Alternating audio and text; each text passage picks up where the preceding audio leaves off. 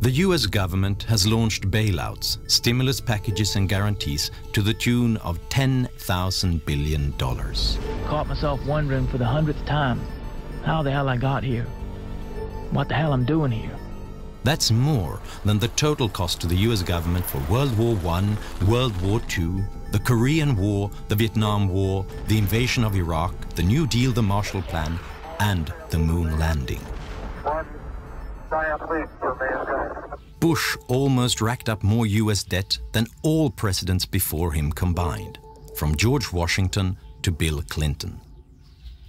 And Obama is almost creating greater debt than all presidents before him, including George W. Bush. But it's not just the US that's increasingly looking like a house of cards. During the crisis, many governments went deeply into debt. Estimates say that the average debt in the richest nations will exceed 100% by the year 2011. These are loans taken at currently low interest rates. Should the interest rate rise by 1%, the US interest payments will rise by $100 billion per year. That's more than the annual cost for the Vietnam War. Sometimes it's just an engine failure, other times it's the deadly flak. If the pilot's lucky, the flak kills him. But usually he isn't, and he burns to death as his plane spins in. It sounds absurd to even think that the United States, the world's economic superpower, might crash. After all, they get the highest ratings from the credit rating agencies. One of the lessons that we must learn from the mortgage-related subprime is you have to take credit ratings with a big grain of salt. Because as we saw with the mortgage-related securities, they went from AAA rating to junk bond pretty fast once people understood the true situation.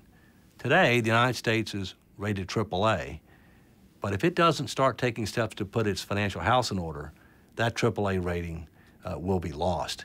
It's only a matter of when and how quickly.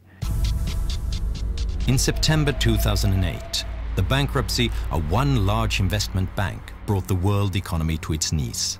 The fate of Lehman Brothers raised the question of who was next in line, so everyone avoided doing business with banks. How will the world react if the next entity to declare bankruptcy is a nation? Who is next in line if that were to happen? Some houses of cards have already started falling. This is Iceland, until recently one of the richest nations in the world. When the crisis hit, the Icelandic banks collapsed. The Icelandic stock market crashed, leaving the debt with a small population.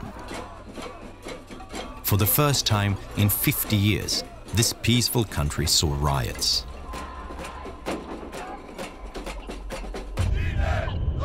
This is Greece. Here, deficits have hit a record high. The national debt is approaching 135% of GDP. The market wants higher interest rates for Greek loans, increasing the pressure on its strained economy. It seems like the Greek government needs a bailout to avoid collapse.